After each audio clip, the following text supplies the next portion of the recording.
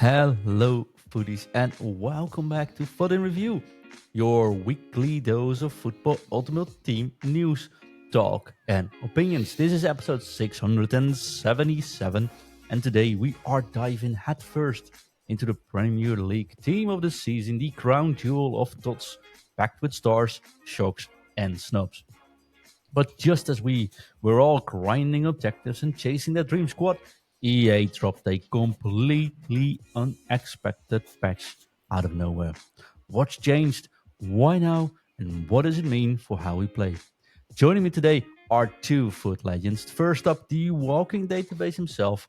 It's Ingve, aka Mr. FIFA Database, ready to break down stats and spot the hidden gems. Hello, Ingve. Hello, John. Hello, mate.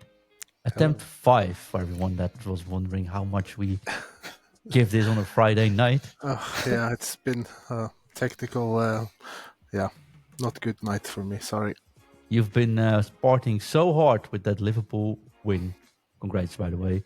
Thank you. Even your internet connection gave up. Seems like that, yeah. Sorry. Before you drop off the sixth time, let's hope you're not actually, I have one special question sent in from a special listener from the show. Simon asks, how do you properly pronounce that wonderful club from Norway, Bode Glimt? It's pronounced Bode Glimt. Oh, Bode Glimt. I wasn't that far off actually. There was But I something in it, but Hey. I've heard worse. Okay, that's good. Can you say Feyenoord one more time? Sorry, Nope. froze again. No, it's all right.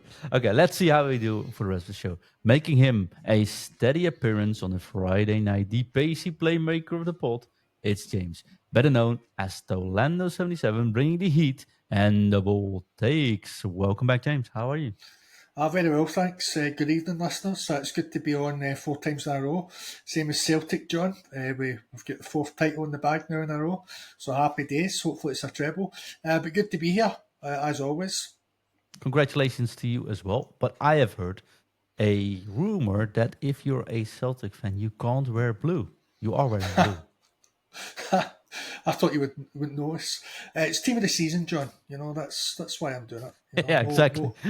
For our listeners, no eyebrows are raised when I say that, you know.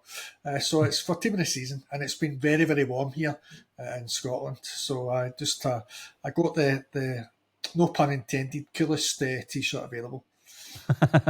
It is a foot coaching shirt, isn't it? Just say yes. Yeah, Aye, just say yes. Aye. aye. It is team of the season. It is the first week of team of the season just behind us. Eredivisie, La Liga, and of course female La Liga. La Liga, about me, League Under. James, your week in football ultimate team? I would echo that and say it was pretty slow, and then echo what I said last week. Just a copy and paste, a big SBC at the start, a couple of evolutions, and then a couple of objectives. You get the cup. In terms of players packed, I'm going to be very careful when we talk about the Premier League because last week I spoke about Futina. He looked good. Did I pack him? Yes, I did. So yes. I was delighted with that. And then we spoke about the pronunciation must be off on this, the Arkema, the ladies' French league. And yes. I wanted the left back, Chawe, so I got her as well. So that was very, very nice. And then I got a headache. Let me explain. I packed Barcola, which is fantastic, absolutely brilliant, superb. Fitina and Barcola in 1 week. Oh. Yep, absolutely. I'm ecstatic, don't get me wrong. I hope this doesn't sound grateful, but I play a 4-2-2, so it doesn't get to the side at the moment. I tried the 4-2-3-1 and then 4-3-3, and it was just, I'm really dead set in a 4-2-2 at the moment, so I don't know how I'm going to squeeze him in. And of course, he's 96 rated, so I think I'll need to wait until the new game for an evolution for him. So maybe I change tactics. We'll see how we got on. But it was a pretty nice week in terms of pack pools for me. Yeah, I can imagine so, mate. That's amazing. You know, I was sort of frustrated about the lack of final players in Team of the Season. I still am. But we got a Pike card, of course, SBC this week, which sort of made my week. He's in the team. He's really good. He was very cheap as well. Something like 70k, Ingve? Right. Really cheap. So, yeah, that was sort of a lifesaver for me this week. Then again, I packed a lot of Team of the Season cards from those 81 plus times 4 picks. But you won't believe it. I packed 9 Troy Parrots from AZ Alkmaar. 9. Which was a very easy one for me to put into the guaranteed SBC thingy. And I packed someone else multiple times. Was it Rudy, I think? Goalkeeper. Could be 94 Rudy, right? rated Yeah, from I think, Marseille. Yeah. I mean, you can't complain about packing 94 rated players or 91 rated players like Barrett, but it felt like these were the only ones in pack. I actually had to buy our friend from the Eredivisie Hansko. We lost Ingve. We're going to continue the show without Ingve. It is what it is on this tonight's show, James. So it's just the two of us. Premier League Team of the Season. Where do you want to start? Evolutions, SBCs, you name it. Well, SBCs, if we go for Jamie Vardy, he had a card a few years ago now, right at the start of this the cycle, and I think it was the most completed SBC ever. I think the listeners can correct me if I'm wrong on that. And then we've got another one, but unfortunately it isn't so cheap. It's like 900,000, a million coins on that. Quite a lot of squads to complete. The card looks not bad, but I was expecting to be a wee bit cheaper since it's Jamie Vardy, Leicester City. So what's your take on that, John? Jamie Vardy. Oh, it isn't that often we get 99 rated players, or 99 speed players, I should say, in SBCs, right? I think that's why he's in there, and he looks quite good. Power shot, quick step, low driven. I always liked the Jamie Vardy cards when they came out. The problem is, like you said, right? There's so much choice. Like Pike Shaw this week is at 1999 base, but he's close. And he's also the same 4-star, 5-star. He's 70k. There's so much choice that I think with these SBC gems, but I think I said it last week, it's either a player you like in real life, you do it, but these cards are not a must-do anymore in any case. Right? I think it's cool to have him in. I think he deserves a special card for sure. But that's it. I do think that could be an annoying card though, because 98 finishing, 99 sprint speed, 99 acceleration. That's 98 composure as well, right? Yeah, that's massive. And also 92 reactions is good. Yeah, there's nothing wrong with this card, and I do think it can be a very frustrating card to play.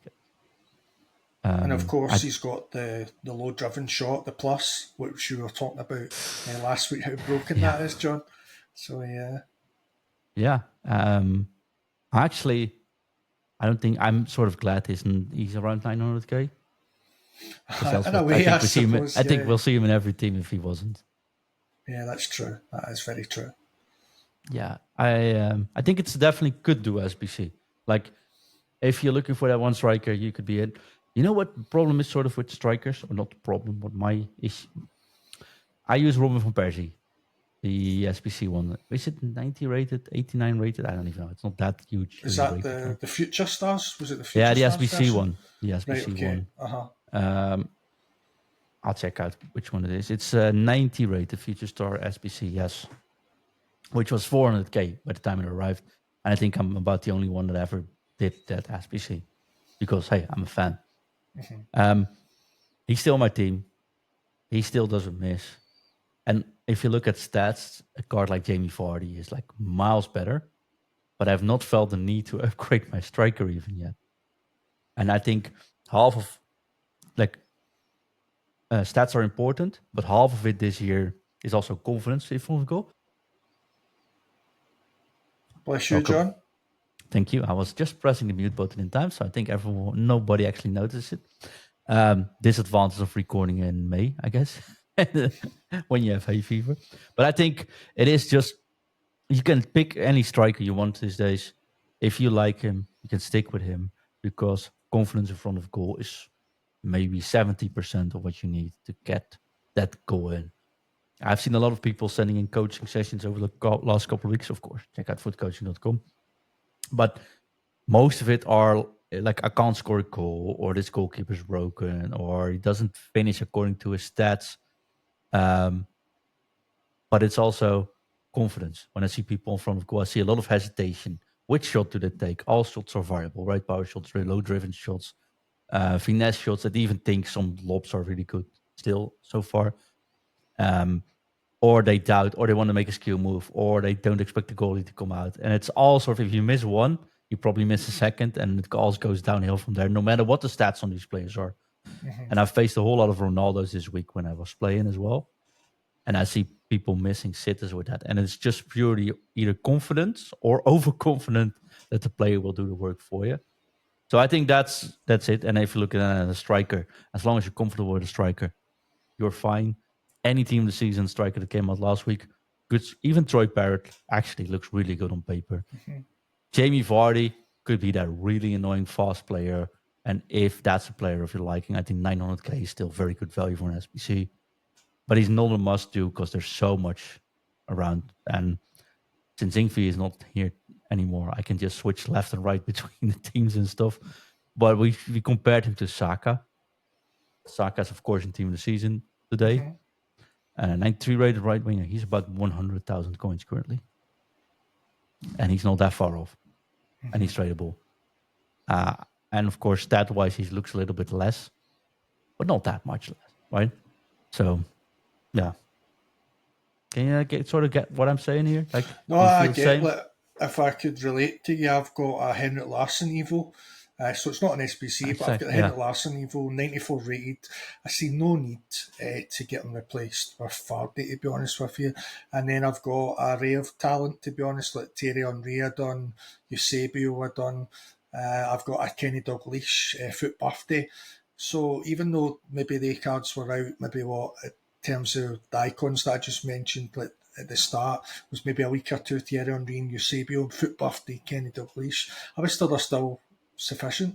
And also, if I could take your point on confidence, it's also, I would say, and I'm sure you'd agree on this, it's the angles. If there sometimes confidence dips, and you're not taking your angles that you should be taking, you're shooting at angles that you shouldn't really be doing, you're passing at high opportunity shooting possibilities, and then like vice versa, the opposite of that, you're passing when you're shooting when you should be passing. So definitely, it's a nice card. 900k for me is still a wee bit expensive, even though it is a Premier League TOTS. But yeah, it's an interesting card. It will be a annoying player, no doubt, just like he is in real life. But yeah. Yeah, definitely. And then if we want to talk more about SBCs, the Bruno Guimarães, the Newcastle man, he looks very, very good. I believe he's a lot cheaper. How much is he, John? Around 150k currently. I've put him on Right. screen if you're watching the YouTube version of the Spotify video version, of course. Yeah, 147 currently, 93 rated centre midfielder. And then he's got incisive pass, ping pass plus, long ball pass, tiki-taka, intercept, bruiser plus, press proven plus, first touch, flair, trivela, and then I think 96 composure as well. that's crazy. I rate composure really, really highly in this game, to be honest with you. Maybe the first month or so, I'll be a wee bit lenient. But after that, I need a minimum of 85 composure. Then when we go in after Team of the Year, I want a minimum of 88 to 89, without a doubt. So having these high composure is great. And also, level 10, you can, if you wish, and if you're a Newcastle fan, you can put him with Tiki-Taka Plus. So straight away, he'll have 4 roles. So looking at potentially that for that price, I think that's very, very good value. What's your take on that, John? I think same. Like, any of this is really any of them, yeah. yeah, and the problem is the cards at this stage just went straight up in power curve. There aren't too many cards that are like there aren't any cards that are bad, honestly, right? If you pack any of these cards to any of these SBCs, you'll be fine. And I thought this weekend about my team, right? I got 94 rated Barcelona midfielder. I got a pretty decent team. Let's put it like this, right? And I was thinking I would really like to play like a Feyenoord team or a Juventus team. Oh, why not do both? So I was like, let's try to build a Feyenoord slash Juventus squad. And that ended up benching a lot of players like Team of the Year, Saliba, for example. But it actually didn't make me play that much worse. Of course, I mean, having a evolution Feyenoord defender next to that Team of the Season Hansko, which is terrific, by the way, is a big difference. But it's also all right-ish. And it did make any victory feel much, much more sweeter, if that makes sense. Yeah, definitely. Like if you say Paxao a shot and you let Van Persie score, and you got the Timber card, 89 rated Timber card running on midfield next to Pirlo and Zidane, who everyone thinks is a really poor card apparently. It did sort of made things fun. I put Lucy Bronze out of the squad for a Sambrota card, just to fit the team. I had Netfed running around as well, and I Del Piero, really cool card. And I was like, this is actually fun. Can I do better this weekend if I make a better team or use my best cards or slot in Bruno Guimarães, for example? Maybe one win in the end, I think. Could be a massive difference, of course. I'm still not sure if I should do that this week. What do you think, James? Should I just stick to my team, go from there, or should I say, you know what, just go in full swing this weekend since it's Premier League team season? I make a good point, to be honest. I'm somewhere as well. Like I'll have Van Dijk Evo because Celtic. I'll play with my James Forrest card, team of the season evolution.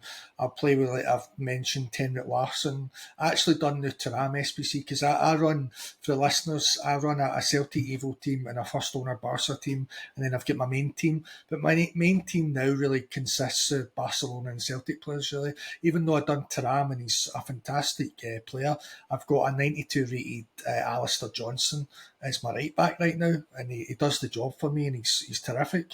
He's got all the perfect play styles that you need. So yeah, I think at this time of the season now is, yes, the SBCs I think are just for depending on what team you support, really. And I think you should just have fun, just go away from the meta. If you're a Newcastle man, right, get this man done, Bruno Guimarães. If you're a Brazil past and present team, get him done. So I think you can't really go wrong this time of the season. And also, I packed a lot of the Troy Parrots as well. But also, I faced him in foot champs, and he scored a few goals into me. So he was a good card. So you can't go wrong. And even though I'm doing using my evolution cards or my Barcelona cards, I'm still being pretty consistent in champs. So it's I would agree with you. Just have fun, listeners. Just you've bothered about the meta all year. Just relax and just play with the cards that you enjoy. And if you enjoy them, then just go for it. You know what I mean, John? Yeah, although is team of the season the best time to enjoy the game, or just do you need to perform now, James? In these, what do you reckon this past weekend? Have you played weekend league? Yes, yeah. I played weekend league since the first weekend. All right. Every single weekend. And how did it go for you? Is it more tense than ever, or is it all right?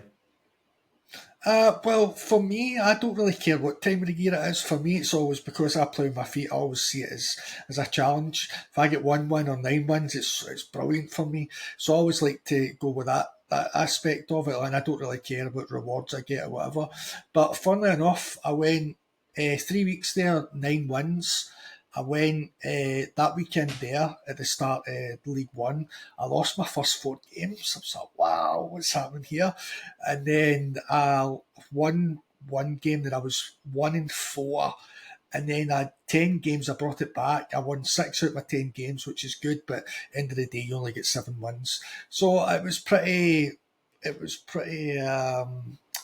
struggling for the word. It was unusual, to say the least, about it. But I was still using cards that I was using before. But I did use quite a lot of like the non-meta cards, like Hoiberg, playing Holden just on one roll.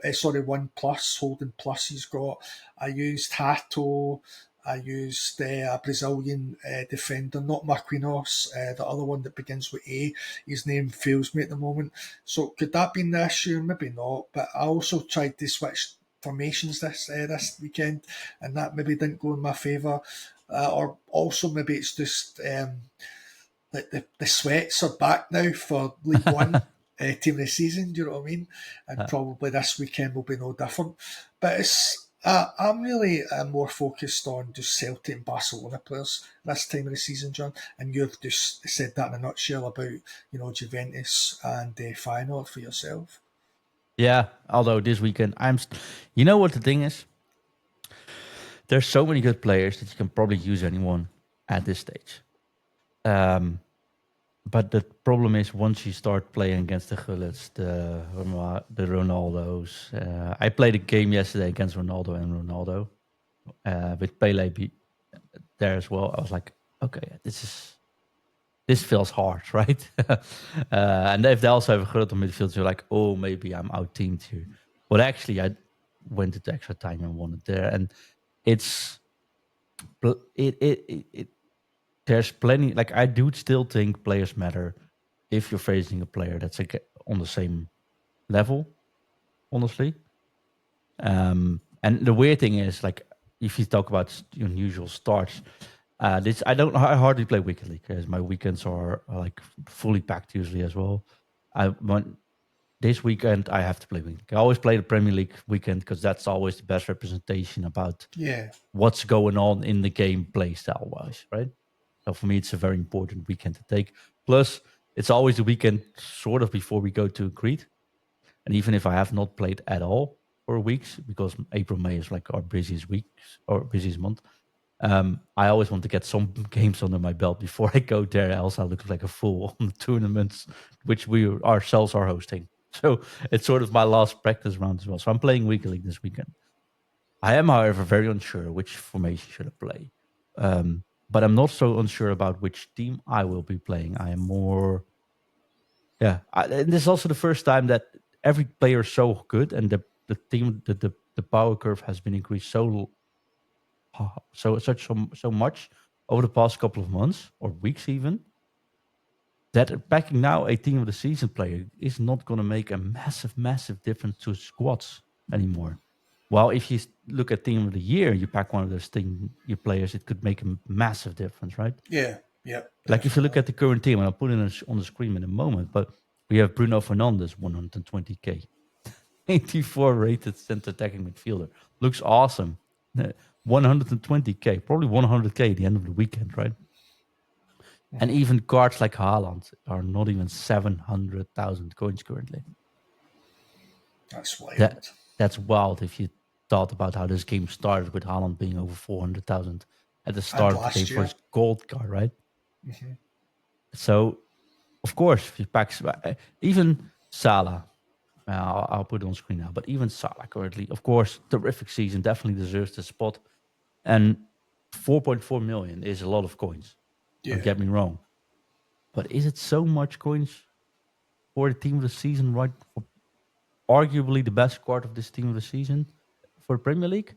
Normally, the Premier League team of the season cards, when they come out, it's like 10 million easy. Yeah. And that shows, I think, how much choice we now have for building our teams. I think that's actually really cool. There's no team the same. There's a couple of SBC players that keep returning, but I quite like the distraction. Anyways, checking the team of the season on its own, right? Mm-hmm. The Premier League team. Are there any cards that you like that stand out? Any cheap piece you want to highlight? Any surprise cards there? Or any surprise snubs? For example, there is no Son for the first time in forever. Yeah, that's interesting. To be honest with you, no Son, and he's unfortunately tailed off in real life. Unfortunately, um, in terms of cheap beasts and maybe an underrated player is probably Robinson. I would say he's got the whip pass plus. He's got intercept. He's got jockey. He's got block. He's got rapid plus. He's got first touch. He's got relentless. His stats are pretty good in terms of defensive. High composure for a defender. Attacking position, okay, might not be great, but it's still okay. And also he's got all plus plus in every role, apart from fullback. So he could be a cheap beast, if I'm being honest. Also, quite 30k is insane, yeah, honestly. exactly. For this card, like this is why I, to be honest, picked them just to highlight what you were saying before. You know, the prices and things like that. That's crazy that you can have a cheap beast like that. And then if we keep on the fullback side of it, Trent Alexander-Arnold, 110k. His play styles look phenomenal as well. He's got every passing one. Defending wise, he's still get anticipate, still get jockey plus rolls. He's got everything again, same as Robinson, apart from fullback plus. Looks a cracking card. Also, the passing on that card is legit, fantastic for that. For to have like a player like that from the Premier League champions is quite astonishing, really. That it's that cheap, you know. Johannes in chat asked, don't you think that the Premier League team of the season are cheaper than the League One team of the season in general? Well, possibly, possibly maybe there was more hype at the start for it, and then that's maybe possibly made it a wee bit raised price. I might be wrong on that, and then maybe with the leaks, well, you got leaks for this on Monday or whatever, then maybe people weren't so hyped with it. I don't know. What would you say to that, John? Yeah, I No, think they are cheaper. I don't know are if they? it's Right, okay. because maybe it's because hype turned down a little bit Yeah, about like for I was Premier saying, League. yeah. Maybe there's so much choice, and you know the biggest difference between this year and any of the previous year is what I said. The power curve was already set so incredibly high before team the season started. Normally, this is the time to either catch up or make that leap. Now it's a time where you're like, I backed Bruno Fernandes, but I'm not sure if he will be replacing my free Zidane. Yeah, Or, because you know, um, my Saliba, which we backed in December, or when was it? January maybe, last until now. We have no idea how long these cards will last. And how can you improve any of the cards that came out last week against this week, right? Maybe on chemistry, but chemistry isn't really an issue when you got with the two or new three. Yeah, system, exactly, right? So, yeah, like I Isak, terrific definitely, card, 2 million. Normally, Premier League striker for 2 million is insane. I know, Yeah, very insane. I don't know. Maybe it is. Maybe it is silence before like storm, but even the SBCs, like I think Vardy is. I like. It's not that there's anything wrong with any of these cards. When these cards, anything wrong with the promo? It's just, um, you know how you go to a holiday and you're coming out from Scotland all pouring in rain. You come to Crete, it's suddenly 35 degrees. Like, oh, this is heaven. 1 week later, you're like, that's all right. I'll sit inside today because it's too hot. It sort of feels like that. Like we're getting used to it. We're getting used Yeah, to packing insane players constantly, which we'll probably discard or toss into an SBC or don't even ever use. Because half these cards, I don't think many people use Van Persie, but I don't think there's 5 people that used Hunchko last week. Or Troy Parrott even. You said you faced a Troy Parrott. Mine I didn't even touch. They just put it on the yeah, and the duplicate deck. SBC, the duplicates. That's insane. And I don't necessarily think it's a bad thing, but it's also a weird a weird thing. It's definitely weird, yeah, definitely. And I think I highlighted defenders as well because going back to what you were saying about the strikers, the attackers and midfielders now, we've got all similar players, but we might not have a defender with 91 pace, for example, and now with the pace and the power curve so much. That's why I'm more focused on defenders, because I've got all similar players now in midfield or attackers, but defence I want now the high pace. Like Hato, for example, I think he had 93 We don't talk pace. about Hato. That's the rule of one of the rules of. No, I'm just kidding. So you know what I'm saying though? Would you agree with that? That the defenders with a high pace are now, because what you said about strikers and midfielders will all get similar cards now. Yeah, and you don't even have to go very expensive with those either. Yeah. So yeah, there's plenty of options. I think it is in a good spot where everyone's able to afford it, but also it makes me feel like there will. I don't know if there's so much money being made by EA this time around of Team of the Season, and I don't feel it's a problem, but I do feel sometimes that we get repercussions from that somewhere down the road, because I've never felt it's so that they're giving it its all at the same time. Too much can be too much as well, right? Definitely. And would you feel then, based on that point, would you feel the hype's more on the evolutions than the actual players this year? Yeah, except for the fact that the evolutions haven't been on par last week, because it would make like if they made evolutions better than they were last week, which they should, because they weren't that good in my honest opinion. I think it takes away from the packs as well. I think we'll go down the road of having more premium passes next year and more affordable players, generally speaking. And honestly, I don't even think it's bad. I think it's just it's not what we used to, but it's not a bad direction for the game. Team of the Season players people should be able to get it. Yeah, definitely. Talk about evolving, though. There's been a patch as well this week, and not a small one either, James. There's been a what? Sorry, a patch. Oh, right, a patch. Right, yeah, okay. Sorry, John. I thought you said the patch there. My apologies. No worries. You're the native speaker, I ain't, so it's probably my bad. A big patch. Title update number 14. I didn't see this coming. Did you? No, not at all. No, not at all. And have you experienced where I know you were talking about that you're going to play Foot Champs this weekend, but maybe a few weeks ago when you did play, were you a man that used the 95 depth at all, or have you used it? Did you get to play like today at some point? Did you test it out without the 95 depth? And was there a big like increase for you in terms of stamina used compared to when you used it last time, or?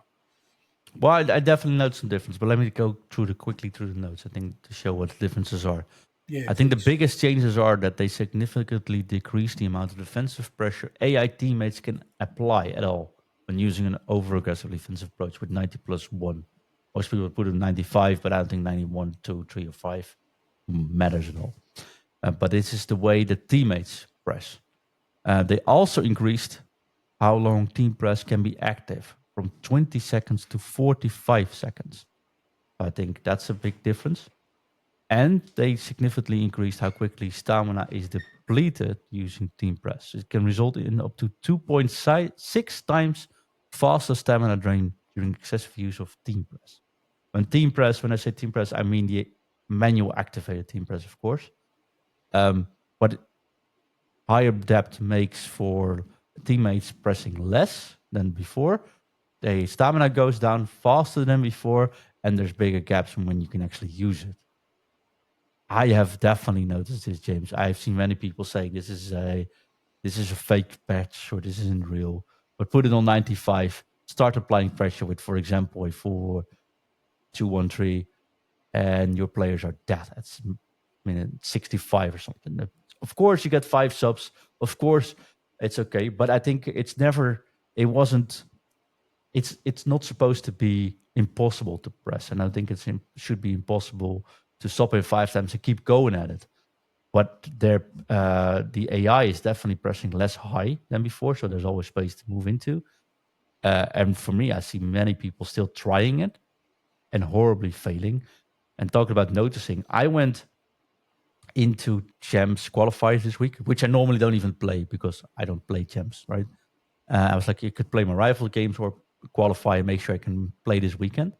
I went into the weekend in the Champs and never actually noticed before. Of course, we spoke about it on the show, but you have to win only 2 games, I think, to qualify these days. Yeah, that's right. Yeah, I Out of didn't 5 actually. games, Yeah, or I didn't out of 5 realize games. that honestly anymore. So what happened is I actually lost the first 2, 1-0 both matches, very close games, and very slow games. No press. They all played the same formation still, the 4-2-1-3. Good players, and I just lost, and like they got 1 shot more than I did, and they scored. Right, this happens. I was like, oh, that's weird. I'm not even qualifying. It's been so long. I won't even qualify. Then I saw like, oh, I need to win 2 games. Oh yeah, I forgot about that chance. Okay, so I won the next 3 games, actually fairly easy. But those 3 last games were against guys that pressed really high. But there were huge gaps between the player they manually selected and the players they aren't selecting. And if you can switch, you can sort of align them, but still, it's not that easy. But I found lots of space just passing back to my goalkeeper, opening up on one of the sides, passing through because they stepped out already, and just walking straight through and countering on those moves. Like 3-0, 3-0, and 2-0, and then rage quit or something. It was like, okay. And I can see that happening this weekend as well. I think it's a very sort of weird moment to time this patch and this change. But I can see there's a couple of players that will adapt and they will play somewhat slower this weekend. And those will have the upper hand. There will be a couple of players that are like, nah, this is a fake patch. Let's just go at it. And for those players, if you play against them, I'd advise just use your goalkeeper as well, because they won't be able to swamp your goalkeeper with 3 players anymore. I have not seen that happen. And of course, it's a margin call for me because I have not seen that many. I've not played that many matches. I think I played a total of 9 or 10 matches after the patch. But I have reviewed a lot of games in that same time after the patch hit. And I do feel that it does make a massive difference. What do you reckon? A fake patch? And what is your opinion about why they would introduce it now? Do you think it's a good thing they're still tuning the game? Well, straight off the bat, it's not a fake patch. Unlike you, John, I play this game every single day. I play it quite regularly. I always want to try and get practice and get better. It's certainly not a fake patch at all. Everything that you've spoken about there, I totally agree, definitely. I actually prefer playing someone with a high press. It's like a domino effect, how you can just pick them apart and then boom, you've broke the press, boom, you're on the offensive. So I like it. So regarding specifics about the 95 press, and then I'll speak about the team press. The 95 press, I like it that it drains the stamina, which it should have done right at the start, in my opinion. There always should be a pro and a con for a certain mechanic, in my opinion. It shouldn't be too overpowered. So that's good.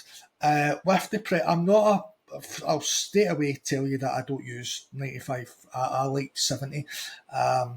However, not to digress, I feel that when it's like the 80th minute, if the listeners and yourself can imagine the scenario, 80th minute, say you're 2-1 up, it's a tense game, and your opponent can't pressure it that much because either the stamina's ready down or the 95 press isn't working and the opponent can just pass about for the next 10 in-game minutes. I don't like that aspect of it, that it's like a passing meta and you just can't get near the player. I don't like that, but I like the drainage of it, so that's good. But that's just me being the devil's advocate on speaking on behalf of players that like the 95 press. So I always try to have a balanced approach to it, a balanced view on certain things. Team press, I would actually be very, very interested, John, in hearing from our listeners how many people actually use it. It's actually, I believe it's up on the D-pad and then left. I use it a lot. I use it a lot, but it's on the scenario. I use it for short corner kicks. I've always used it in short corner kicks. It's very, very good that the AI just hounds the players, your opponent's players. And also I use it if my opponent's like getting too long outside my box. I'm not really a guy that presses a lot, but I'm very passive in my press, but I do aggressively press the opponent if they're in a certain angle for the finesse, I'll close that down straight away, or a certain passing angle, I'll close it down. But if they're in certain angles that I can't really be hurt, I don't see the benefit of like losing your shape, your defensive shape. So I do use that a lot, and I can tell you, my God, I haven't used it more than I did. I haven't used it less than I more, and the stamina drain is very, very noticeable. Very, very noticeable. So for the people going out with that attitude that it's a fake press, I'll just use it. You're going to get absolutely smoked. Definitely. So there has been a change. This late stage in the game, I'm always a fan that improvements should be made regardless of any time. But it is strange, and like you said, it is a wee bit out of the blue, unexpected. But I just like to have tales of two halves, John, just in everyone's perspective. And then, to draw the conclusion, from my perspective, I do use it a lot. It might not benefit me now because it will drain the stamina, but it needed to be in the game. To be honest with you, the team press, it needed to be a penalty, and then if I could finish on the time from 20 seconds to 45, I like that buff. Or it might be 40 seconds, sorry, not 45. Either way, it's more than what it is that it was. I do like that, but I also like that it's a jeopardy to it. So yeah, that's my thoughts on it in a roundabout way. I hope that made sense to everyone, but that's my thoughts on it. No, definitely. It went up to 45, so you were correct the first time. No, I think it's a good thing they keep tuning this game. There's one thing I agree with you for sure. I agree with everything you said, but one thing I specifically want to highlight for a quick sec, but that's always been my worry.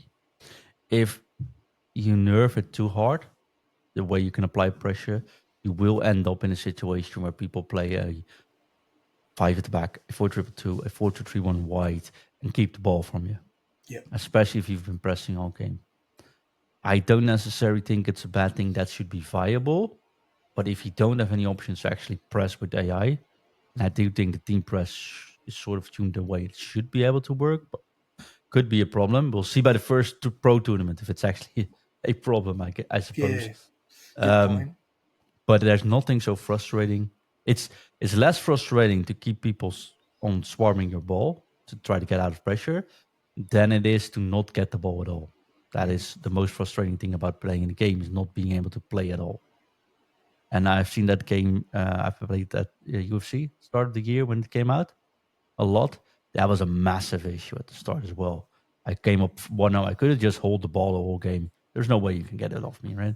Because there's no such thing as press. And they want it to be like, hey, FC is all about press. You can't press that high in this game. I'm like, okay, then I'll keep the ball. Good luck after I've scored. And that is even more frustrating than anything. I'm not saying it's happening now. I think it's very good they are actually keep tuning this game, even when it is May. I quite applaud that, actually. Yeah. And we've seen a lot of changes, and I don't want to applaud EA every single week, but they're definitely are listening to feedback. They're changing the app constantly still on user feedback. They're changing the game based on user feedback. They're adding different ways of scoring. They're changing different way of scoring. Added play styles during the game. When we're talking about a live service game, and it actually not only applies with live content, but tuning services, I do get it can be frustrating at times, especially if you're playing a pro tournament this weekend and the game suddenly turns on its head with something you've not played all year. But I also quite like the adaptability. It not only gives us something to talk about on the podcast, of course, but I quite enjoy the moments where things don't be still but change around. I'm like, oh, let's dive into this just to see how this feels, instead of just blindly pick up my controller and do the same thing I did yesterday. Yeah, definitely. So yeah, I think good news all around though. James, there's so much to talk about. I want to finish off with you talking about your tactic for this weekend. Not only which formation will you play and what's your goal, but also what kind of tips do you have for people listening and going into this probably full sweat fast weekend league? The tips for the listeners, I'd probably start off with a question. What settings do you have for your shooting? Do you have it assisted or do you have it precision? I would go with precision. There's no doubt about it. I feel it's very, very overpowered. It's very, very good. And I would love to implore to people that you can score without scoring a finesse or a trivela. You can also do, the low driven as well. It's possible. Pick your It's angles. possible. Yeah, that's possible, guys. So if I could be in tongue in cheek about that, but also the tips would be your first touch is everything. I'll bang on about it until I'm blue in the face. First touch is everything. It's so, even if you're playing a really, really good player, if your first touch is away from him into the space, and if you time it beautifully, you're just away, boom, you've got a shot on goal. Always take always focus on your angles of play. Like, I had a lot of comments when I was streaming, like, you tend to score quite a lot of games, but you don't use finesse or whatever. It's all about angles, and you're taking your high percentage shots and just being aware. And also learn your movements of your players in different roles. And I feel for that, I'm going to do a 4-2-2. I'm going to put, unfortunately, Barcola at the side, and I'm going to play my 4-2-2. But also I feel in this game, for movement, I feel that advanced forward support is excellent. I feel Shadow Striker is excellent. Poacher is fantastic. And what I've used as well, I like Playmaker build up. So I'll play one cam and build up and one in shadow. So one's making the run, your opponent's going to either track him back or do nothing, and then boom, you're on goal. And then your playmaker, instead of making the run straight away, is going to drop deep, have a wee bit of tiki-taka play, draw a defender away from like your striker, if you like, and then that advanced striker on support is always going to drift wide and then come back in like an inside forward. But I feel it's better than an inside forward, the movement. So I would certainly say that, and just come up with a plan. Just don't go into a game. For example, I said I'm going to use 4-2-2. It might not work for me in the first half. Don't play the second half. Try and match your opponent, and maybe see if you could go a wee bit wider, go a 4-3-3 or whatever, and don't feel like you need to be a white knight and not play 4-2-1-3. Do whatever you have to do to win that game, and just try and always anticipate what your opponent's going to do, and just try and be less predictable. And always your corners, for example, I'll swing in a corner, and then the next corner I'll do something. Basically, every corner I get, I'll do it differently. So my opponent has no idea what I'm going to do. A free kick, for example, I'll shoot for a crazy angle, whatever, or maybe a close angle. I'll let him draw his defender out to block the angle of the post. So the goalie's in one end, the defender's in the other. I'll just do a quick short pass, boom, goal. So just try and mix it up and just play with a plan, and try and manipulate every game mechanic to your benefit. Yeah, and I think the unpredictability is actually a really good shout there. It will definitely help, and it will make you a better player if you start thinking about how can I be so unpredictable as possible. Yep, definitely. Good tips. Tips I would have is not to get frustrated if you're quickly down 2-0 or something, because there are still players playing on high depth and they will lose stamina and you will get spaces to come back. And once players are dead in the water, they are very much dead in the water, and you can easily get back. And that's what I've noticed this week so far. So that would be something. Talking about something, of course, we're looking into a different schedule in the next 2 or some weeks. Next week, Tuesday, it will be Daniel, or aka Wimby, back with Shack Attack. They are recording midweek, which will also bring in a midweek episode. There will not be an episode next Friday because yours truly is flying in to an event in Crete, as you might know. But if you follow our socials at Food and Review everywhere, Instagram, TikTok, you name it, will be there. And of course, check out our YouTube channel. We will be posting a whole lot of content. I have an obligation to vlog like at least 4 times a day. So all behind the scenes, we'll be doing live analysis. So you'll see me working with our software, analyzing players during our tournaments. Good hotels, good food, friendly people. We'll be doing a lot of podcasts on site. So in the week we'll be there, which is from May 11th to May 17th or 16th, top of my mind. We'll do. I'm not saying a daily show, but it could very much be daily or something quite like that as well. We'll be having guest stars. We'll be recording from bars.